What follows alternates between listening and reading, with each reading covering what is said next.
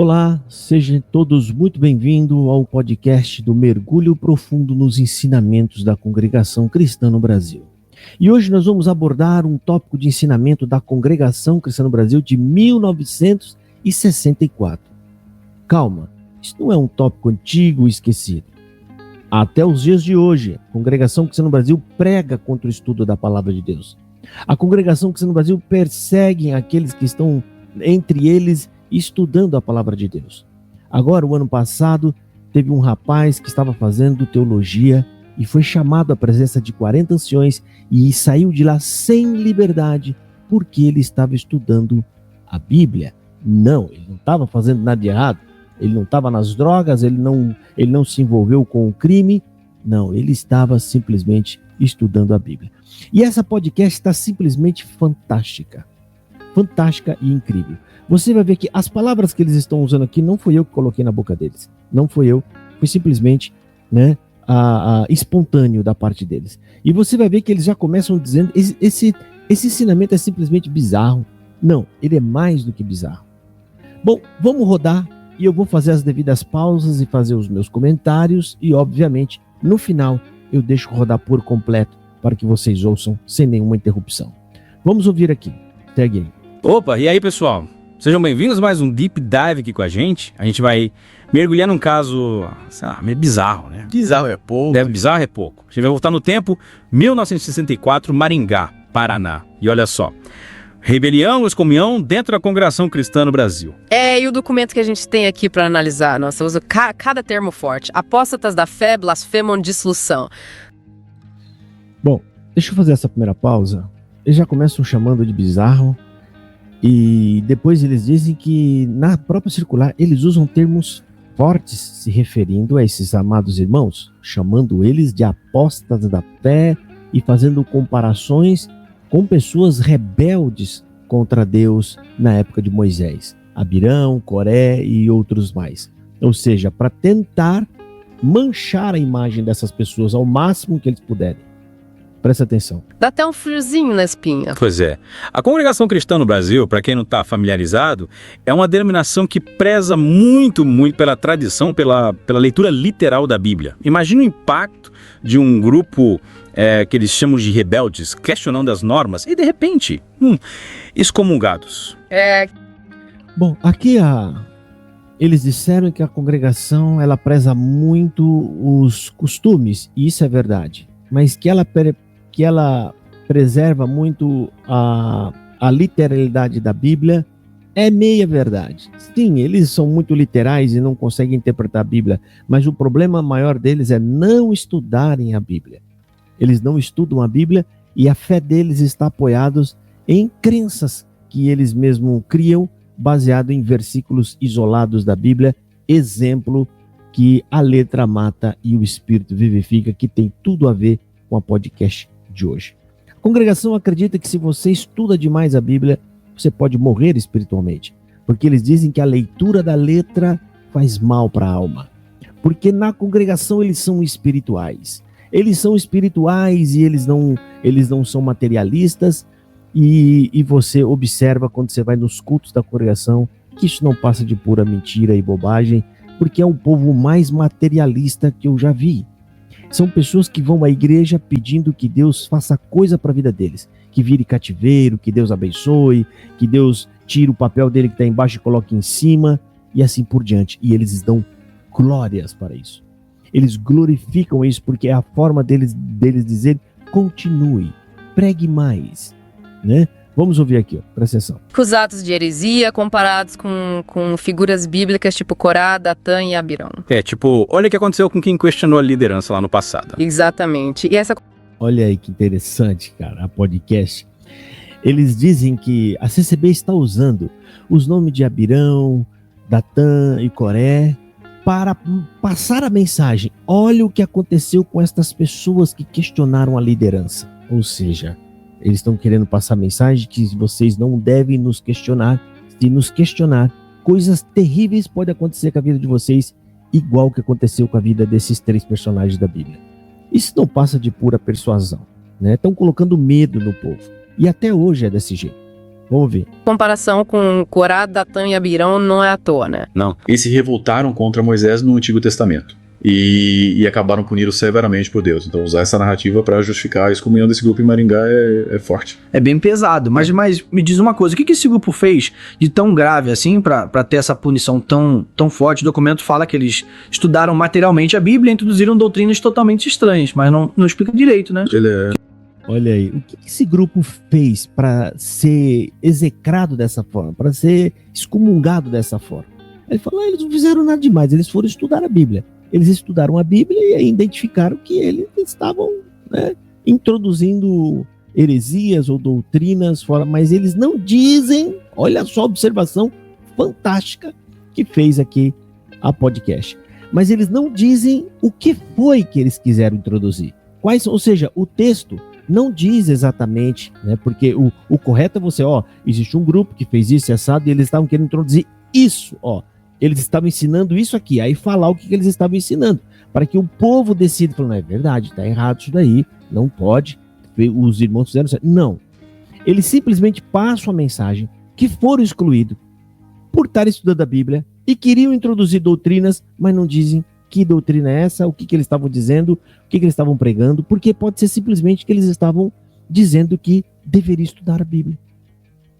Será que não é isso que eles estavam tentando passar para o povo? Gente, nós temos que estudar a Bíblia. A gente não pode ficar aí ouvindo falsas revelações.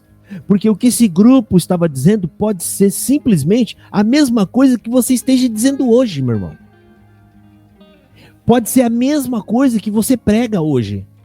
Que só Cristo salva, que não existe salvação por obra. Será que não era isso? Porque a percepção que teve a podcast é simplesmente fantástica. Eles não dizem o que é que esse grupo fez de tão errado. Eles não dizem. Fica ouvindo. A opinião desse grupo em Maringá é forte. É bem pesado, mas me diz uma coisa, o que esse grupo fez de tão grave assim pra ter essa punição tão forte? O documento fala que eles estudaram materialmente a Bíblia e introduziram doutrinas totalmente estranhas, mas não explica direito, né? O que será que rolou? O que eles fizeram estranho? Que tipo de estudo que eles estavam fazendo? Será que estavam buscando uma nova interpretação da Bíblia? Será que discordavam de algum ponto específico da doutrina? Fica a pergunta, né? Efetuar. Excepcional. E corroboro com o questionamento do nosso querido amigo aqui, né? Será que eles estavam discordando de algum ponto específico? Aí vem a pergunta, qual era a discordância deles? Será que eles tinham razão? Ou não? Porque fica tudo isso no ar. Por quê? Porque a CCB nunca emitiu um documento com clareza, principalmente quando ela está condenando pessoas, grupo de pessoas. Ela é dúbia, ela esconde as informações, ela não diz, ela simplesmente emite o documento para execrar alguém ou alguma pessoa, mas não conta, né, verdadeiramente os fatos, o que foi que aconteceu. Vamos ver. E a gente tem que lembrar também, né, que em 1964, o Brasil sob ditadura militar, um período de muita censura, muita repressão. Será que esse contexto, de alguma forma, influenciou a forma como a congregação lidou com essa dissidência interna? Olha aí, ele ainda leva esse contexto. Olha só como essa podcast é incrível, ela pega o contexto histórico mesmo, ela analisa tudo o que aconteceu naquele momento. E eles mostram que esse era um período de ditadura militar. Era um período de ditadura e, se não me falha a memória, já estava em vigência, eu não sei dizer. E aí ele mostra, será que essas pessoas não estão agindo conforme, né, agiam o governo daquela época, com censura? Ou seja, um resumo, o que ele está querendo dizer? Ele está levando isso para o lado da censura. Estão censurando esse grupo por apenas discordar ou tentar mostrar um outro lado que seja o mais correto da interpretação bíblica? Fica a pergunta para vocês aí. Segue aí. Ou será que essa intolerância a diferentes interpretações já era algo presente na instituição? É difícil saber, né?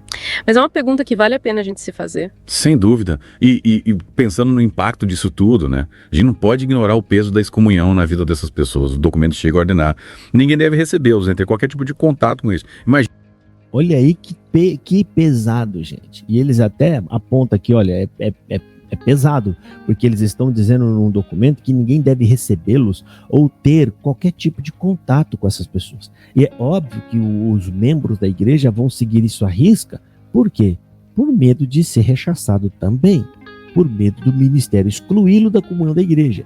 Então aqui, gente, é uma situação lastimável, tá? E eu gostaria, se tivesse algum parente dessas pessoas ainda vivas, ou mesmo essas pessoas desta época, que pudesse vir conversar conosco, né? Para dizer o que aconteceu ali, qual era essa nova doutrina e o que eles questionavam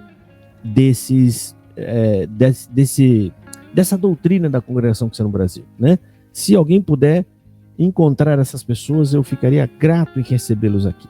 Vamos ouvir. Imagina, você é excluído da sua comunidade, da sua rede de apoio, de repente até da sua família, por causa disso. Um isolamento total, né? É. Uma forma de controle social muito, muito severa. Veja bem, ela aponta aqui com maestria, que é o que acontece até mesmo nos dias de hoje, que é uma forma de controle social, ou seja, controlando a massa, controlando o povo através de ameaças. Ameaças, sabe? É aquela forma de controle bruta, é aquela forma de controle ditatorial que é feito através de ameaças, né? Ameaçando exclusão, descomunhão e comparando essas pessoas a tudo que tem de pior na Bíblia. Isso é pesado, hein, gente? Vamos ouvir aqui o restante. E quando o documento usa o termo apóstatas da fé, a gente vê a gravidade da situação. Naquela época, ser considerado um apóstata era quase como carregar um estigma, né? É. Uma marca de desonra que podia prejudicar a vida social profissional da pessoa. É pesado. Olha aí, gente, que lindo isso aqui, ó. Esse comentário lindo, que eu falo que é profundo, né? Eles vão lá no profundo e tiram mesmo a análise, como é que eu posso dizer? De contexto, né? Que eles estão inserindo um estigma nessas pessoas, e essa marca desse estigma pode não só afetar a vida social dele, na família dele, como também profissional. E é verdade, principalmente naquela época, né? Vamos ouvir. E aí a gente chega numa questão crucial, né? Como entender esse evento no contexto da liberdade religiosa, da interpretação individual dentro de uma comunidade de fé? Será que a busca por uma compreensão mais profunda da Bíblia, mesmo que diferente da interpretação oficial, deveria ser motivo para uma punição tão radical? Essa é a grande questão, né? Onde que fica o limite entre o direito da instituição de defender suas doutrinas e o direito individual à liberdade de consciência, à liberdade de interpretação? Em 1964, no Brasil, e dentro da Congregação Cristã em Maringá, essa linha parece que foi ultrapassada de forma bem drástica, né? Para não dizer de forma violenta, foi ultrapassado, você atropelou essas pessoas. Vocês não têm liberdade de ler aqui, vocês não têm liberdade de estudar aqui, muito menos de repassar isso para o povo. Porque aqui nós vamos dizer para todo mundo, vamos excomungar vocês e dizer que ninguém se aproxime de vocês. Gente, esse documento, ele mostra que foi escrito com sentimento de raiva e de ódio.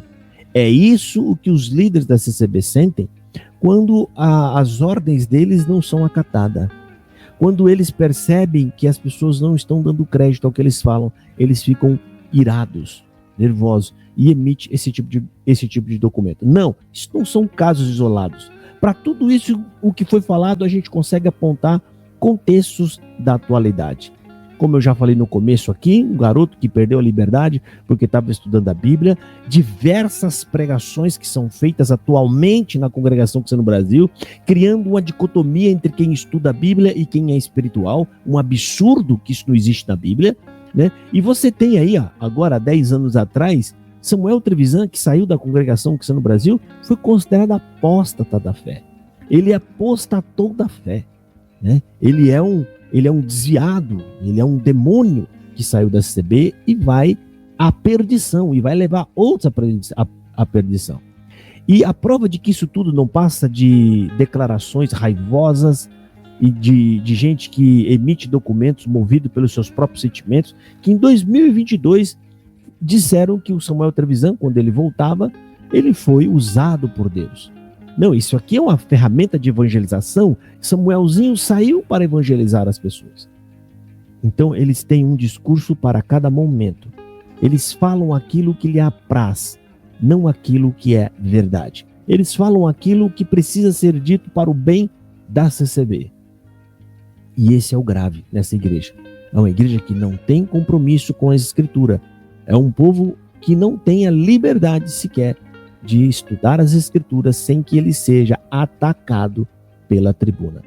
Vamos terminar aqui de ouvir. Parece que sim. Bom, pessoal, a gente mergulhou fundo nesse caso, né? Intrigante, cheio de nuances. A gente espera que vocês tenham curtido essa viagem no tempo aí com a gente. E que continuem questionando, né? Continuem buscando respostas, refletindo sobre os limites da liberdade religiosa e da interpretação individual dentro das comunidades de fé. Até a próxima! Até. Tá aí.